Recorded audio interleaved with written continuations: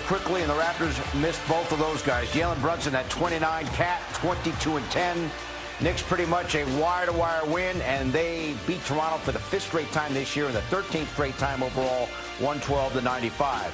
So what does it mean? Big picture, the Knicks are a lock now. They've clinched 3rd in the East. Boston is a lock for 2. So it's going to be Celtics 2nd, Knicks 3rd, Cavs 4th. Atlanta beat the Cavs. They are assured of a top 6 spot.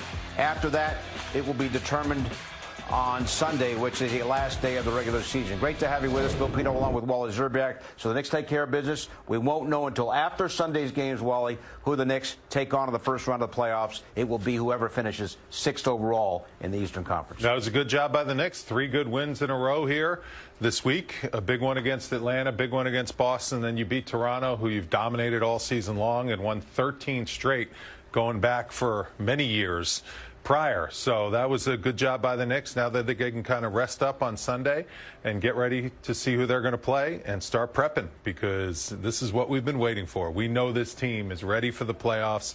We're excited to see them in a playoff type atmosphere, and this place is going to be rocking. Defense was great tonight. Yes. Knicks gave up only 36 points in the first half, fewest they've allowed in the first half all year.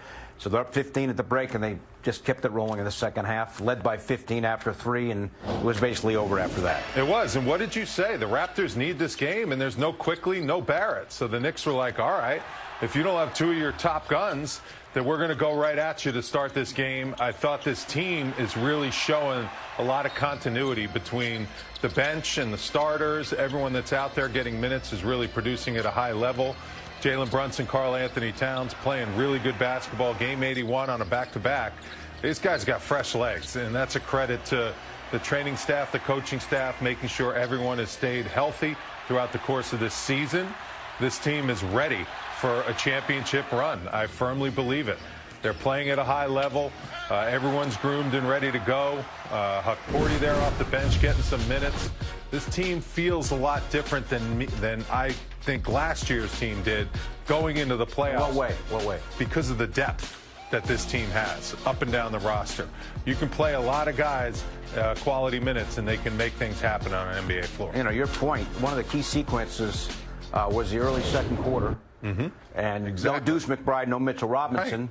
But you got Alvarado getting minutes, and he played great. Made tremendous impact. He was a plus 14 in the first half. Yep. That bench came in the early second quarter, had a lot to do with the Raptors scoring only 15 second quarter points. I know, and you didn't have that last year. There's no way.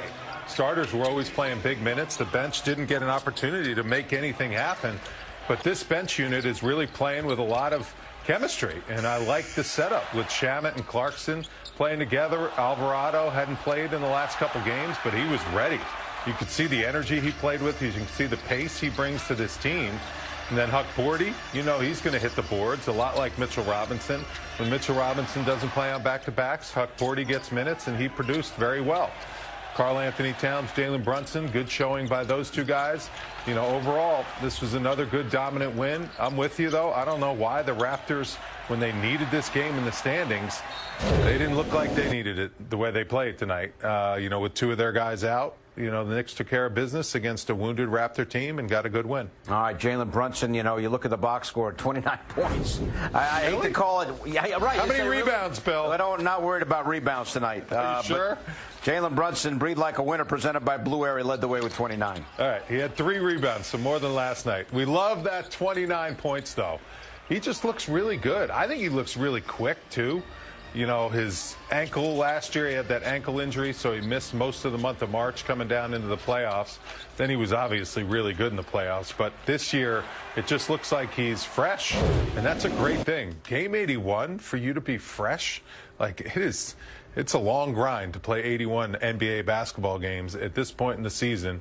To have this team look this fresh mentally and physically is a really good sign going into this playoff push. You've been in this situation. They're going to play the Charlotte Hornets on Sunday. Game means nothing. Right.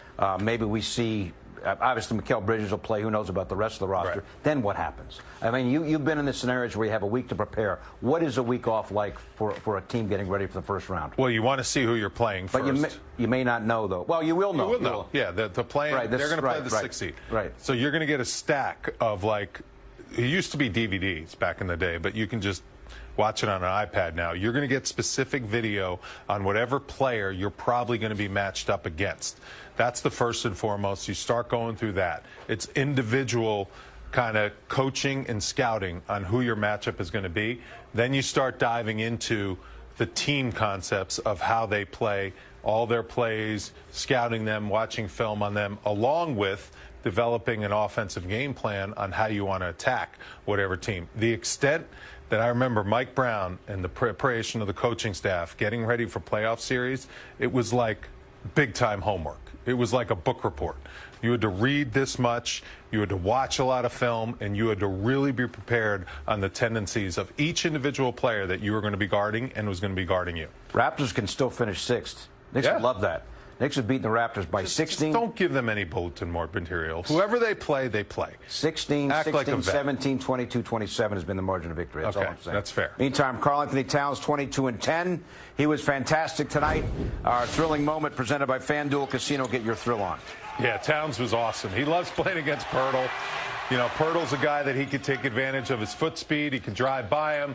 Also, you know, being included in the offense and, you know, getting an opportunity to play pick and roll, kind of dissect the defense with some of his passing ability and skills.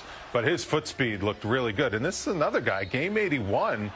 He's blowing by other centers. Look at the finishes here. His legs torches Jakob Poeltl. Let's be honest about it. Torches him. I completely agree. That's a really tough matchup for Jakob Poeltl. But I just like how spry and athletic he looks. Look at these dunks. This is game 81. You know, Mike Brown's done a good job of managing minutes. He has a really fluid rotation. And, you know, this team is ready to rock and roll. And I am very excited for how wide open the kind of East is. The West is going to be monster matchups, all up and down, 1 through 8. And the playoffs are going to be must-see TV in the NBA. I can't wait to be locked in. All right, let us bring in Monica McNutt. As always, she helped call the game on the radio on ESPN New York. Monica, what did you think tonight? That was fun. The tradition continues, at least of this season, in terms of the Knicks being able to take care of business versus the Toronto Raptors. A 5-game sweep on the season, 13 total victories. I like that you got so many different guys involved in this one, y'all. We know that the rotation has gotten tighter here late in the season, and in the playoffs, you have with the play-in, you're going to have that time off. So I thought it was valuable minutes to be shared around the roster. I'm with you, Monica. It's amazing what a week can do as far as therapy. You know, the Knicks, the last 3 games have just looked like themselves.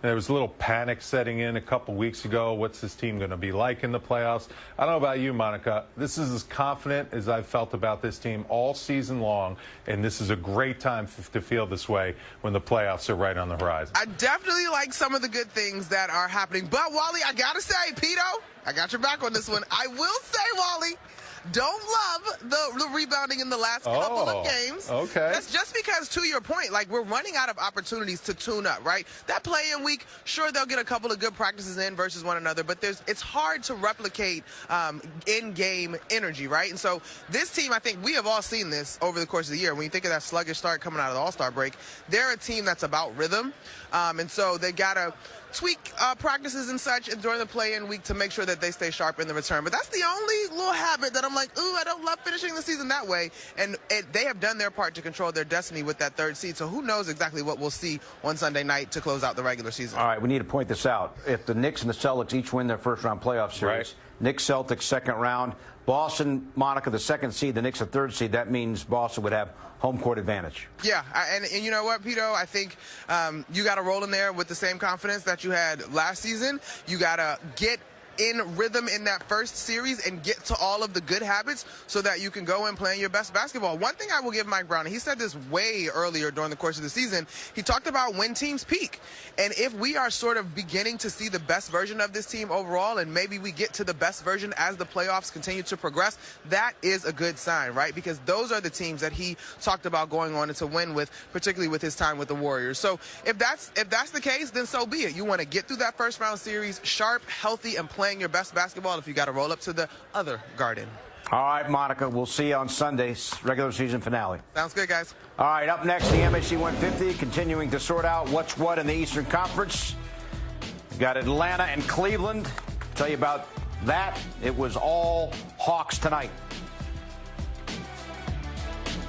The Knicks